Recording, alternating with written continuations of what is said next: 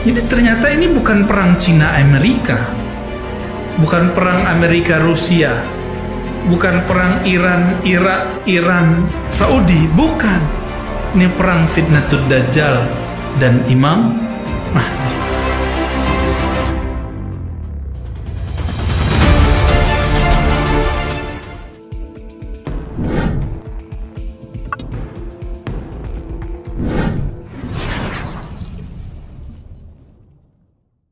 Kita persiapkan iman yang kuat, akhlak. Nah, akhlak yang paling penting. Begitu hadisnya. Jadi hadis tentang pembaharu. Nah, ini sekarang terakhir ini. Udah tua dunia kita. Pertandaannya apa, Pak? Semuanya sudah ada di genggaman. Jadi ternyata ini bukan perang Cina Amerika, bukan perang Amerika Rusia, bukan perang Iran Irak Iran Saudi, bukan. Ini perang Fitnatul Dajjal dan Imam Mahdi. Akhirnya terjadilah kekacauan bulan Ramadan kemarin. Udahlah kita kena corona, ditakut-takutin dukhon terjadi. 15 Ramadan bercampurlah dua ketakutan. Ditunggu-tunggu, kita udah bilangin ke jamaah, jamaah, hadis ini belum cocok sekarang terjadi. Nggak tahu kalau tahun ini. Saya nggak bilang juga tahun ini, nggak tahu juga tahun besoknya lagi. Karena Nabi tidak kasih tahu kapan, kita serahkan saja kepada Allah. Ya. Mau terjadi mah kenapa? Gitu aja, Pak. Kita jawab, raditu billahi Rabba, aku ridho. Ya Allah, engkau mau apa aja aku terima. Yang penting kita di barisan yang benar, ya Allah, amin. Jangan di barisan yang salah. Sebelum Imam Mahdi dibaiat di sana, di Mekah, karena berarti dia sekarang bukan di Mekah toh. Walaupun di hadisnya dikatakan rajulun min ahlil Madinah, gitu di hadis Abu Daudnya, seseorang yang datang dari Madinah, dari ahlil Madinah, belum tentu dia orang Madinah tempatan juga, mungkin pernah ke sana. Jadi Imam Mahdi ini bergerak, begitu terus. Sebelum itu terjadi, Fitnatul Dajjal memuncak. Ketika memuncak, terjadi lagi apa yang terjadi pada Sayyidina Nabi SAW, paceklik 3 tahun kira-kira.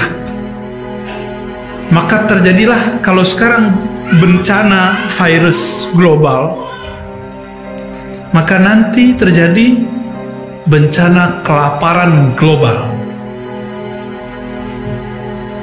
Nanti bakal terjadi, Pak. Maka mulai sekarang sering-sering puasa sama zikir, latihan ngurangin makan.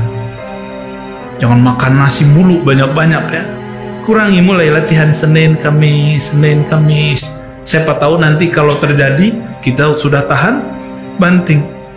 Orang kalau udah lapar bisa jadi makan apa aja yang dia lihat, ntar seperti zombie. Bisa-bisa nanti orang akan nyembelih anaknya sendiri karena dia kelaparan. Bahaya nggak? Sampai begitu, Pak, nanti. Ini yang disebut Fitnatul Dajjal. Jadi sebelum Dajjal keluar aja udah susah hidup kita. Susahnya nggak sekarang corona kita masih bisa. Bahkan di sini sudah biasa, udah hijau lah kira-kira. Kita udah boleh ngumpul segala macam.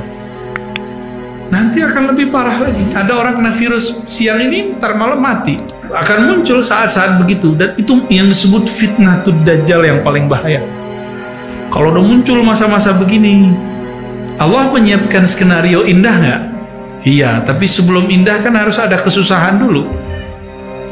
Ini ujian semua, ujian nanti orang ketika muncul juru selamat.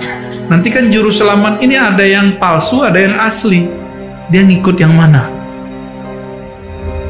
Di saat-saat itu muncullah juru selamat.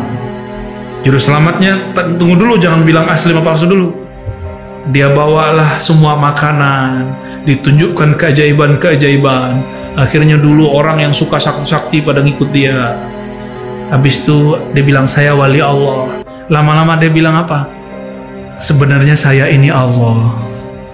Gitu, nanti begitu kan. Sebenarnya saya ini Tuhan kalian, menjelma, menyelamatkan kalian.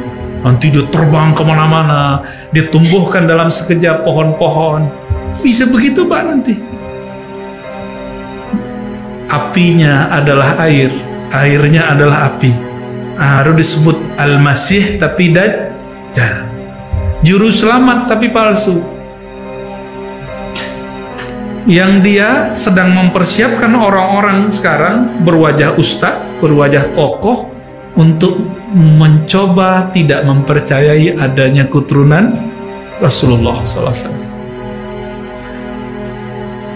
Baru kemudian Imam Mahdi berjuang. Itu di zaman itu mungkin ini udah nggak ada Pak. Orang udah nggak bisa kerja, maka nggak ada listrik. Kembali kayak zaman kita masih kecil dulu. Zaman saya kecil dulu saya pernah nggak ada listrik Pak. Saya udah pernah merasakan itu. Lama bertahun-tahun. Kampung kena semua. Kita di Tanjung. Tahu Tanjung ya? Dekat kuburan Pak. Tanjung kuburan. Belakang rumah saya nggak ada. Dekat kuburan. Orang udah dapat listrik. Kita belum dapat listrik. Gelap. Tapi di saat itu saya udah hobi baca. Udah bayangin udah sampai ke sana. Mirip-mirip begitu. Pakai minyak tanah. Syukur kalau ada. Kalau nggak ada. Nanti begitu semua. Jadi karena orang tidak ada yang bisa bekerja, bukan bahan alam semesta habis, enggak. Sumber daya ada, tapi orang nggak bisa bekerja. Corona kemarin sempat nggak kerja kan orang-orang? Sempat sebulan, 2 bulan, 3 bulan itu kacau itu. Sebelum ketemu pola-polanya bagaimana cara bekerja di musim pandemi. Udah banyak teman kita yang tepar, perusahaannya tutup, rumah makan nggak buka-buka lagi. Perusahaan udah banyak Pak Jakarta yang udah gak close, exit sudah. Nanti orang gak bisa kerja. Gimana? Ketakutan gak saya cerita begini? Saya udah sering dapat cerita begini Pak. Ketakutan juga kita. Tapi tenang, Allah itu khairul makirin. Allah itu ngaturnya lebih cakep daripada si Dajjal. Tenang aja. Cuma orang kan gak mau tenang, orang mau kelusuk-kelusuk. Ya, mau kelusuk-kelusuk nggak ada ketenangan di hatinya karena nggak zikru qalbi. Baru nanti ketika terpojok Al-Imam Al-Mahdi bersama pengikutnya nggak banyak Pak. Yang inti cuma 313, sebanyak jumlah Ahlul Badar, sebanyak jumlahnya para Rasul. 313, tapi doa-doa mereka mustajab, zikir-zikir mereka senjata. Kalau doa mereka mustajab, zikirnya senjata, sakti nggak tuh 313? Sohibul Karomat. Ya mirip-mirip Ahlul Badar ngelawan ribuan orang, sekali tonjok yang jatuh 3. Tonjok nih jatuh 3, 4, 5, 10 bisa begitu nanti. Karena di dalam dirinya ada kekuatan, di dalam kekuatan nurun ala nur. Ada nur, di dalam nurnya ada nur lagi.